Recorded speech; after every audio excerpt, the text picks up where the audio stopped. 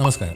ശരീരത്തിൽ യൂറിക് ആസിഡിന്റെ സാന്നിധ്യം വർദ്ധിക്കുമ്പോൾ കാണുന്ന ഒരു ലക്ഷണമാണ് ജോയിന്റുകളിലെ ശക്തമായ വേദന. ശരീരത്തിൽ നിന്നും കൃത്യമായി പുറന്തള്ളേണ്ട മാലിന്യമാണ് യൂറിക് ആസിഡ്.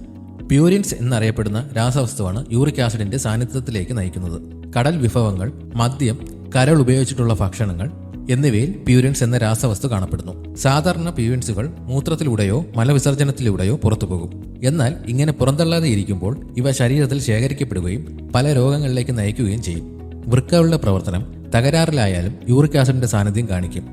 ചില മരുന്നുകളും യൂറിക് ആസിഡ് ഉണ്ടാകാൻ കാരണമാവാറുണ്ട്. യൂറിക് ആസിഡ് അമിതമായാൽ അത് ജോയിന്റുകളിൽ ശേഖരിക്കപ്പെടുകയും തൽഫലമായി ജോയിന്റ് പെയിൻ ഉണ്ടാവുകയും ചെയ്യും. സന്ധികളിൽ വേദന, വീക്കം എന്നിവ ഉണ്ടെങ്കിൽ യൂറിക് ആസിഡ് ടെസ്റ്റ് ചെയ്യുന്നത് നല്ലതാണ്. കൂടാതെ ഛർദി, തലകറക്കം, ഇടയ്ക്കിടെയുള്ള മൂത്രശങ്ക, മൂത്രത്തിൽ രക്തം എന്നിവ കാണപ്പെട്ടാലും യൂറിക് ആസിഡ് ഉണ്ടോ എന്ന് പരിശോധിക്കേണ്ടതാണ്.